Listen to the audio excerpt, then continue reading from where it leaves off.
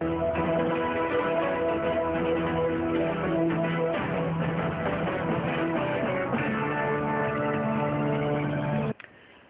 day.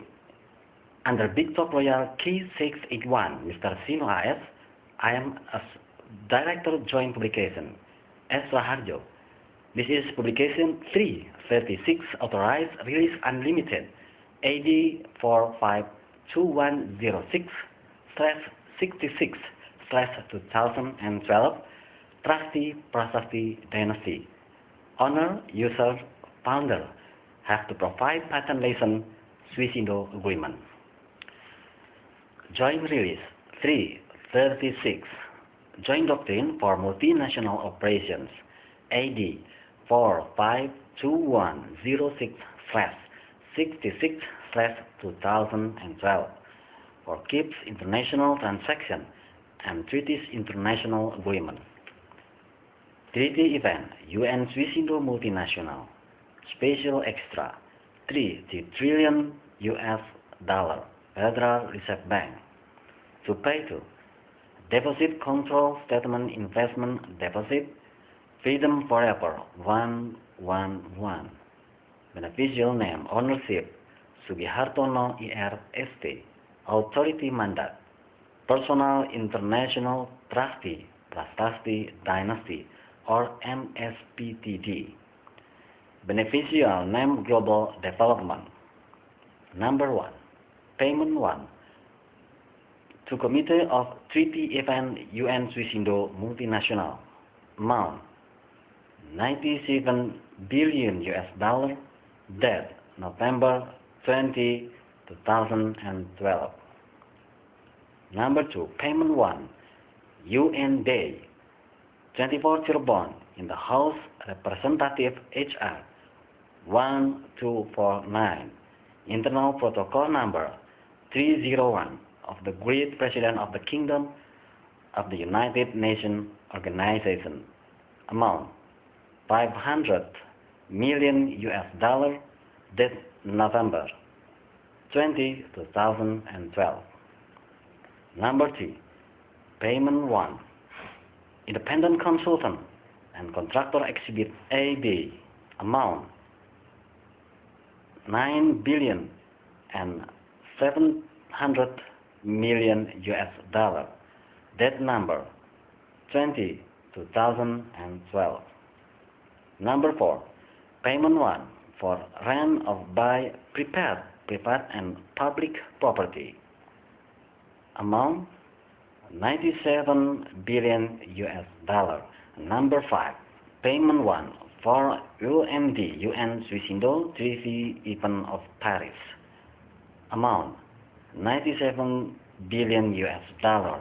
Date November 20, 2012. Number 6. Payment 1 Official Extra to UN members of 193 nations. Amount 500 billion US dollar.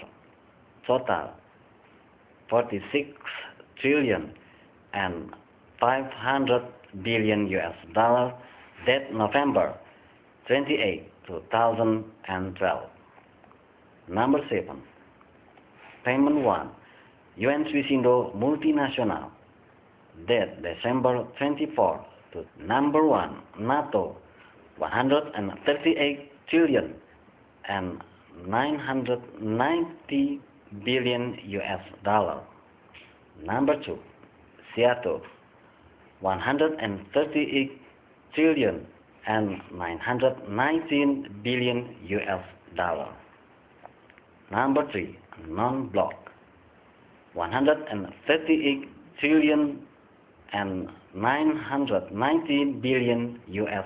Number 8. Payment 1 Neo Mercusuar Dunia. Amount 138 trillion and 919 billion US dollar. Date December 24, 2012. Number 9. Payment 1 Contract Project 1 Master Key Plan. Date December 24, 2012.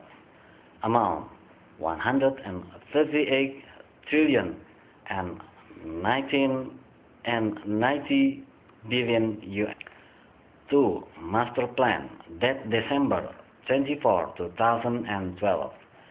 Amount 138 trillion and 990 billion US dollar. Number 10. Payment 1, Global Immunity, the World Resources, date December 24, 2012. Big Top 120% world richest most powerful families. Amount 10 billion NF2 single currency. Amount 2 trillion and 215 billion US dollar. That December 24, 2012. Fixed rate NF2 or 225 US dollar. Number 11. Payment 1, Quotes and Subsidies, date December 24, 2012. Number 1. UN members of 190 nations. Amount 138 trillion and 919 billion US dollar. Number 2. Top 300. Ulangi.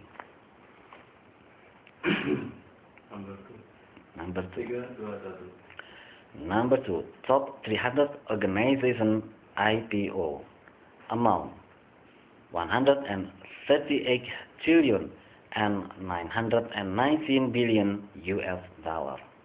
Total 416 trillion 970 billion US dollar. Number 3. World and Indonesia selection. Amount 138 trillion and 990 billion US dollar. Total 3 quadrillion and 600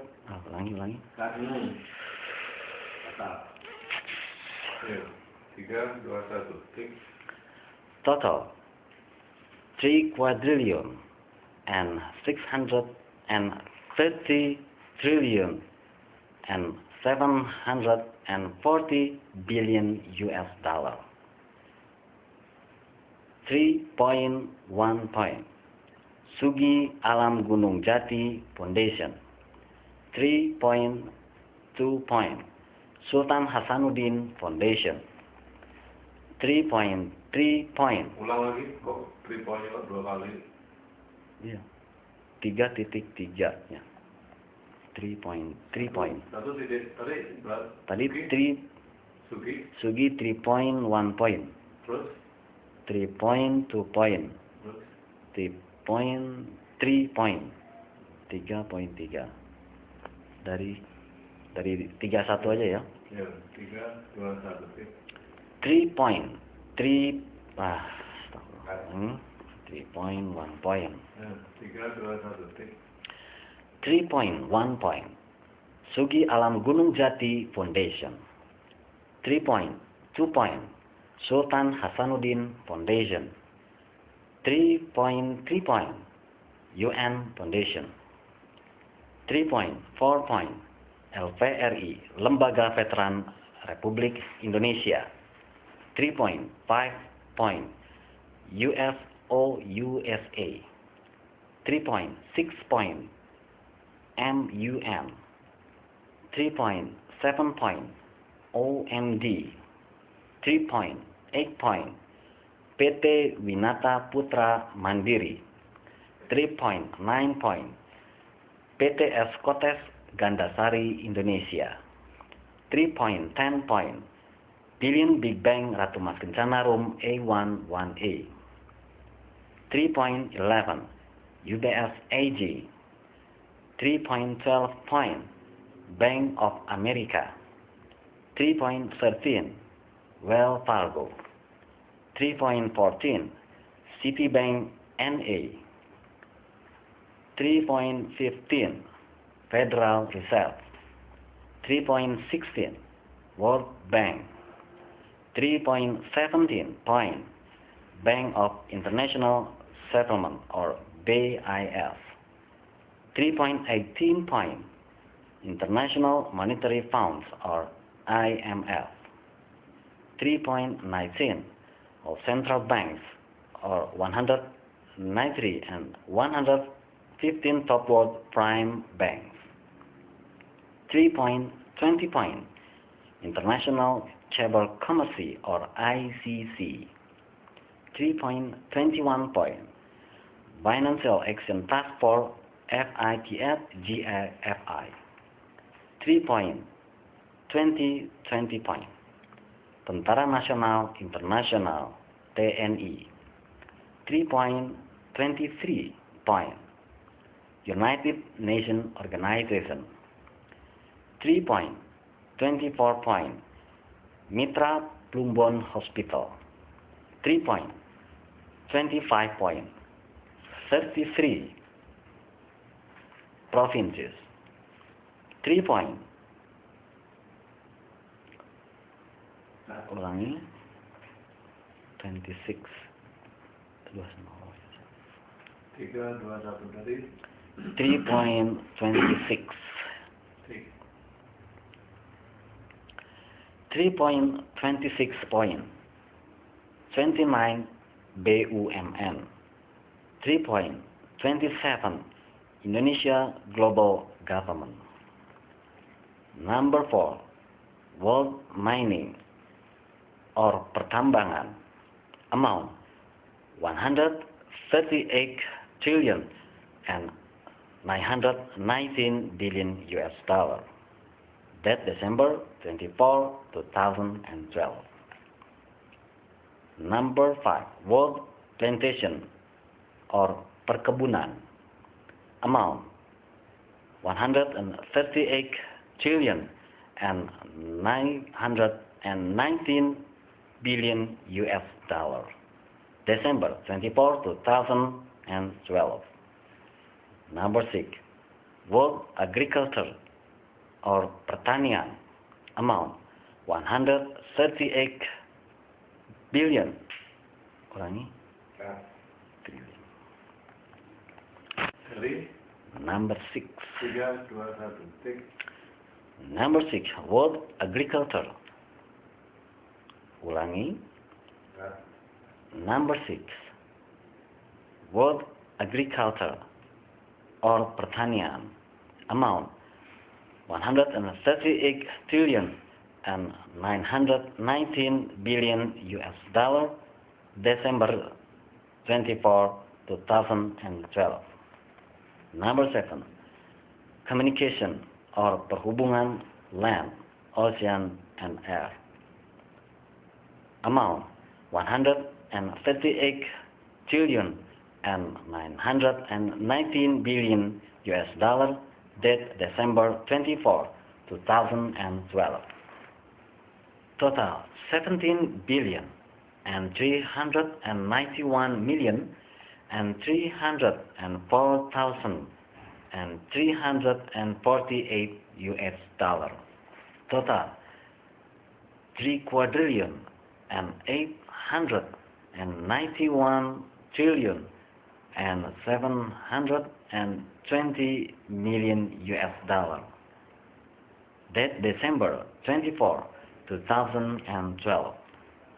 Number 10, Global Development Human Obligation of the Big Five Continents and Requirement Employer of the Consultant on Side of the Big Five Continents AAA, A2, Asia, Africa, Europe, America, Australia. Number 10.1 point, the Great Kingdom of the Continent of Asia. Amount 26 quadrillion and 2,000 trillion US dollar. Date December 24, 2012. For on behalf Continent of Asia. Pilot project. Date December 24, 2012. Room 1, Indonesia. 33 provinces. Amount 1 quadrillion and 161 trillion US dollar. Room 2, Timor-Leste. 6 trillion and 862 billion US dollar. Simple of one or part country continent of Africa amount 330 trillion US dollar. Number 10. Point to point. The Great Kingdom of the continent of Africa amount 6 quadrillion 720 trillion US dollar. That December 24, 2012. Pilot project for an on behalf continent of Africa, nation of Africa. Number 10. Point 3 point. The Great Kingdom of the continent of Europe amount 5 quadrillion and 920 trillion US dollar. That December 24, 2012. Symbol of one on part country continent of Africa. Bosnia-Herzegovina amount 36 trillion US dollar. For an on behalf continent of Europe, nation of Africa. Number 10. Point 4 point. The Great Kingdom of the continent of America amount 3 quadrillion and 400 trillion US dollar. That December 24, 2012 pilot project for an on behalf continent of Africa, nation of Africa. Number 10. Point 5 point. The Great Kingdom of the continent of Australia amount 145 trillion US dollar. That December 24, 2012 pilot project for an on behalf continent of Australia, nation of Australia. Number 11. Requirement, consultant and contractor SWISSINDO, JO, or present the Big Five continent amount 138 trillion and 919 billion US dollar. That December 24, 2012. Number 12. OMB NASA Code Ownership G.G USA Indonesia amount 138 trillion and 919 billion US dollar. That December 24, 2012. The certification cost budgeting operational global government and global development of the principal Treaties international agreement under patent license SWISSINDO or Swiss-Indonesia Agreement.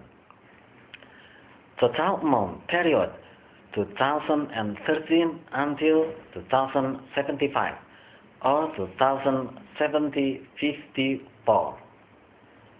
Certify of cash money to cost budgeting operational cash funds from list of number payment of 1 to list of number payment of 11. Note: Principal authorized PN 103 remittance code by Sugihartono ERST to all payment transactions under allocation number A/100/PIN at the most of 78 quadrillion 928 trillion US dollar 2012 or 2013. Number 1. For KIPS International Transaction and Treaties International Agreement, the treaty event UN-SWISSINDO Multinational and Principal this is authorized PIN 103 remittance code exact all some payment transaction United States Banks Washington DC report program formal social direct support project Pound USD cash unlimited with certificate share 1,000 quadrillion US dollar and balance clearance program UBS. World Bank of Indonesia of amount 920 quadrillion US dollar, one of one in all locations or worldwide. Number 2. To also contract payment before treaty event UN-SWISSINDO Multinational, the transfer date December 28, 2012 for prepare in Indonesia is urgent. Number 3. To all some contract payment quotes and subsidies to all some contract that December 24, 2012, together treaty event UN-SWISSINDO multinational only. Number 4. To all transfer you must permit by email to sino.as_sugihartono@hotmail.com and contact at telephone plus 62 231 84 93503 and nothing payment transaction without treaty event UN-SWISSINDO multinational in all locations. Number 5. It always release unlimited AD 452106/66/2012 on the capacity global government now the United Kingdom God Sky Earth and Global Development Consortium International Peace Within World Trust International Orbit Exhibit A and B Central Banks by Billion Bank Ratu Mas Kencana Room A11A with base in Indonesia P1 PKT and KRI Cirebon. Number 6. All non-actual genuine currency paper or currency card or S2 currency money worth overall Exhibit A gold certificate UBS and Exhibit B obligation certificate UBS or certificate of Geneva an acceptable collateral for the Treasury Tax and Loan Program or 31 CFR Part 203 with total volume 74 billion kilograms. Number 7. History Registered World Program Patent License SWISSINDO Agreement. Acceptable certification. Financial institution official seal or stamp or such as corporate and institution seal, signature, guarantee or stamp or medallion stamp. Broker must use a medallion stamp. Official seal stamp or medallion. Notary certification is not acceptable. For and on behalf, Exhibits AB, Investment of Nation and IPO Investment, Country Ownership. Joint Release 336, Joint Doctrine for Multinational Operation. To Committee of 300, the International Organic Agency, United Nations Organization.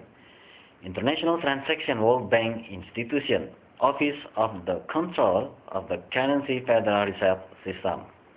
UBS History of Milestone from Nation and Republic of Indonesia. 12. Isaini Agung, Ngesti Tunggal. P1, PKC and KRI Cirebon. Big Top Royal K6X1, the Master Key Indonesia King of Kings IM1. The Great President, the Great Kingdom of the United Nations Organization, AAA, A2, Asia, Africa, Europe, America, Australia. Dewan Ikatan Dokumen of International, Personal Asset Income from Nation and Republic of Indonesia.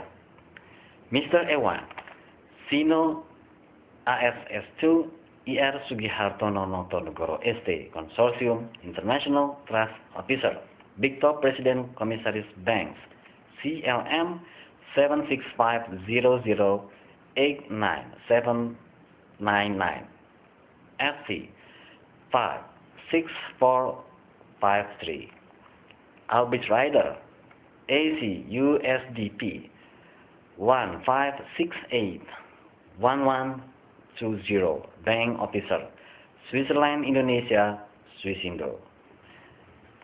Please your action.